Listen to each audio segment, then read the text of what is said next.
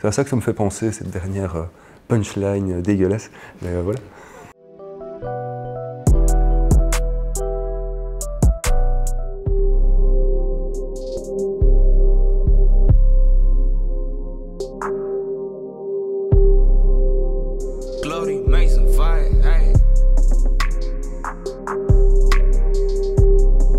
Voilà un autre qui attend la CAF juste pour se payer ses clopes. J'ai l'impression que c'est des phrases qu'on entend un peu comme ça dans la société ambiante. Ouais, lui c'est un assisté, il attend juste son paiement fin du mois pour aller picoler. Moi je dirais plutôt qu'à l'inverse, sans paiement, il le fera aussi, et avec des risques de criminalité qui sont autres. Je pense que c'est une vision assez extérieure à la situation. Les personnes peuvent être jugeantes parce qu'ils ne vont pas comprendre dans quel esprit la personne peut être, dans le sens où le produit peut avoir une influence et être assez dirigeant en fait sur les décisions qu'il pourrait prendre. Donc je pense que oui, certains usagers nous en parlent, que disent c'est une difficulté justement, ils s'en veulent. Mais je pense que d'une manière, c'est pas de leur contrôle non plus. Et donc, il faut prendre un peu de recul aussi par rapport à ça. C'est notre quotidien ici, d'assister à des récits de situations catastrophiques que des personnes ont connues chez elles avant que la cellule familiale éclate ou éjecte la personne du fait de ses problèmes de consommation. Donc c'est malheureusement un discours qu'on entend beaucoup. Après, c'est assez réducteur dit comme ça. C'est parfois une passade, un moment, un contexte, une mauvaise passe. Alors pour certains, c'est passager, ils rebondissent et ils avancent. Pour d'autres, c'est quelque chose qui va à un moment donné s'ancrer dans le temps et amener toute une série de difficultés supplémentaires. Donc on a tendance, nous, à dire aux personnes qui nous expriment par moments des aspects de leur vécu personnel, c'est que la famille, c'est bien souvent les derniers à lâcher. Mais une fois qu'ils les ont lâchés, ce seront les derniers à reconnaître que des changements positifs ont lieu. Et c'est souvent ça qui abîme assez bien les personnes quand elles vont un petit peu mieux, c'est de se rendre compte en fait que leur famille ne les croit plus, ne voit pas le changement, alors qu'il faut juste un temps supplémentaire.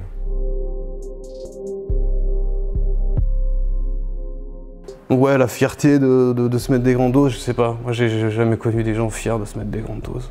Ouais, c'est la course au produit. Ça, c'est vraiment ce qu'on appelle la lune de miel avec le produit. C'est toujours la course derrière des quantités de plus en plus importantes de produits, quels qu'ils soient. Et puis à un moment donné, il y a la bascule. C'est le produit qui prend le dessus et la personne qui n'arrive pas à vivre sans. Donc, ouais, quand ça prend cette tournure-là, malheureusement, c'est pas la bonne, quoi.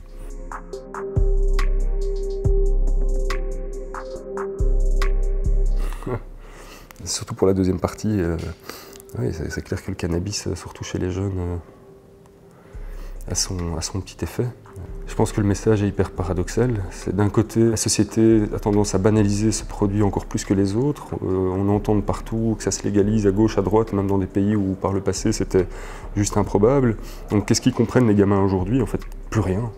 Ils trouvent du cannabis partout, avec des taux en termes de principes actifs qui n'ont jamais été aussi puissants, avec des conséquences que ça peut vraiment, des conséquences négatives que ça peut avoir. Donc moi je pense qu'il faut à un moment donné légaliser le cannabis, voire les autres drogues également, réguler le marché des drogues, sortir de la clandestinité et à partir de là avoir un message qui soit à minima cohérent et empreint de santé publique pour les jeunes et les moins jeunes. Ouais, ça c'est ce qui revient toujours hein, chez les fumeurs de joint et les gros fumeurs quotidiens, c'est que tu as clairement des pertes de mémoire. Maintenant le débat il est sur est-ce que c'est irréversible ou pas. Ça, à ce stade-ci, on peut pas le démontrer, mais ça c'est typique. Tous les gens, ça fait même marrer les fumeurs. C'est putain, où est-ce que j'ai mis mes clopes, quoi, tu vois, où sont mes feuilles, quoi. Enfin, ouais, on sait tous que forcément ça altère tes sens, ça altère ta manière de percevoir le monde, et donc ça altère aussi ton cerveau et la priorité que tu mets sur la mémoire à court terme, quoi. Donc voilà, maintenant, est-ce que c'est inquiétant ou pas? Ça, il faut faire des études à plus long terme. Parce que ça aussi, c'est quelque chose qu'on véhicule, hein, c'est que le joint rend con, où on va finir, il y a eu des articles là, récemment, des études qui montrent que ça fait baisser le QI, quoi, par exemple.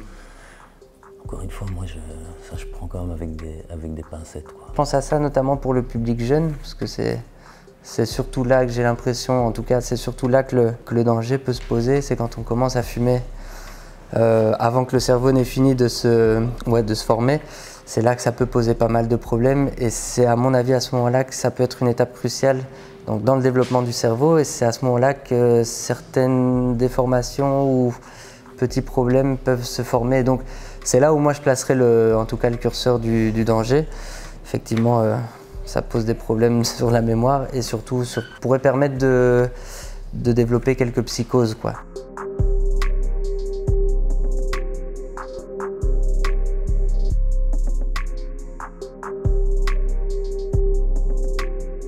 Il me semble évident qu'il est plus difficile de tomber dans la dépendance quand tu as tout à perdre que quand tu n'as rien à perdre. La réalité de la rue, elle est très très dure.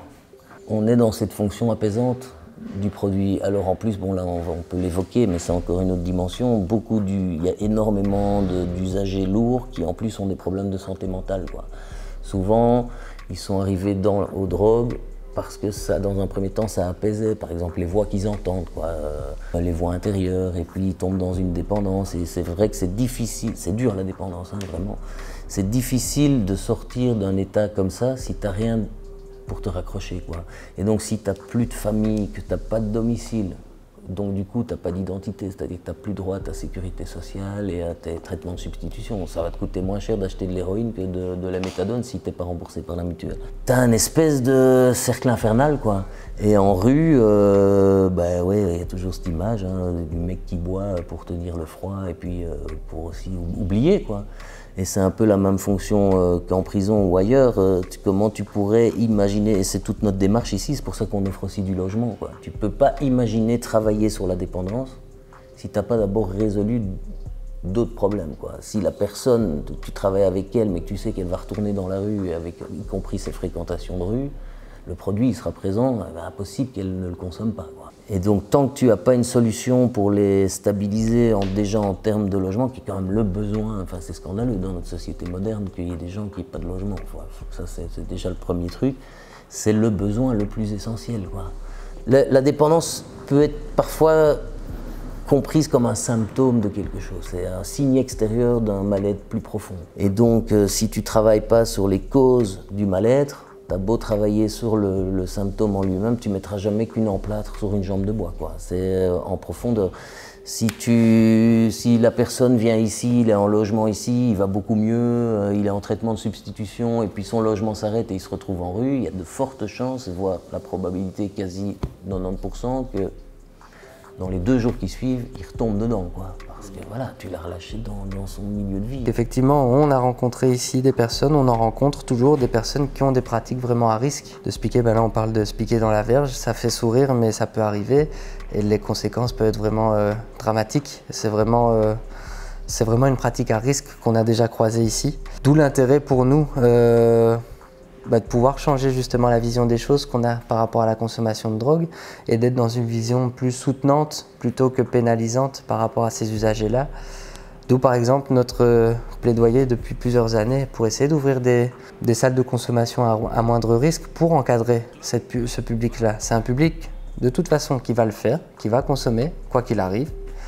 Donc nous, notre plaidoyer, c'est plutôt de le faire entre 2 voitures. On préférait qu'il le fasse dans des conditions sanitaires plus propres, dans un endroit qui est éclairé, avec la possibilité de se laver les mains, avec la possibilité d'obtenir du matériel propre pour le faire, et surtout pour être encadré par des professionnels du secteur, des médecins, des infirmiers, des assistants sociaux. Progressivement aussi peut-être remettre un pied dans la société, remettre un pied dans un système de soins, voilà, tout ça. Donc la salle de consommation, pour nous en tout cas ici, c'est vraiment un outil qui devient urgent de mettre en place à Bruxelles. Pour l'instant, la situation sanitaire en termes de consommation de stupéfiants, elle est désastreuse. Ouais, enfin, c'est malheureusement aussi des histoires de vie qu'on voit, qu'on connaît, qu'on entend. Le nombre de fois où il y a des personnes qui viennent nous demander où s'injecter parce que ce qui était accessible n'est plus, tellement leur système veineux est abîmé. Qui demandent des conseils pour aller dans des zones qui d'habitude sont des zones plutôt à risque, à éviter, parce que des risques d'infection majeurs. Donc oui, c'est leur quotidien, c'est ce à quoi on assiste. Les infirmières qui doivent soigner des plaies, mais qu'on a parfois l'impression de voir dans des films de Moyen-Âge. Enfin, je veux dire, il y a vraiment, à un moment donné, au niveau santé publique, au niveau socio-sanitaire, en Belgique, à Bruxelles, c'est une catastrophe pour des personnes. Alors que là, les hôpitaux existent, les centres existent, et il y a des gens qui n'y arrivent pas. Et donc qu'un gars à un moment donné cherche ses veines, doivent s'injecter dans la verge, oui, c'est des choses qui arrivent, c'est pas si rare, ça va pas banaliser. Et surtout, moi je pense qu'il faut que ces personnes à un moment donné aient la possibilité de sortir de l'ombre et des accès rapides et efficaces vers des structures de soins, quelles qu'elles soient. Et c'est ça qui fait défaut. Le nombre de fois où nos collègues infirmières, pendant des semaines et des semaines, soignent de manière impuissante quelque part, enfin avec plein de bonne volonté, mais de manière impuissante, des plaies. Enfin, ici, on a des gens dont on sait qu'à un moment donné, sans intervention rapide de la part d'un chirurgien, ils vont perdre leurs jambes, quoi. Enfin, donc voilà, c'est un peu, c'est à ça que ça me fait penser, cette dernière punchline dégueulasse. Mais voilà. Mon bras, tu vis un continu, tu veux du coup, tu penses que je dis, tu veux toujours plus, pour ça que je fouille.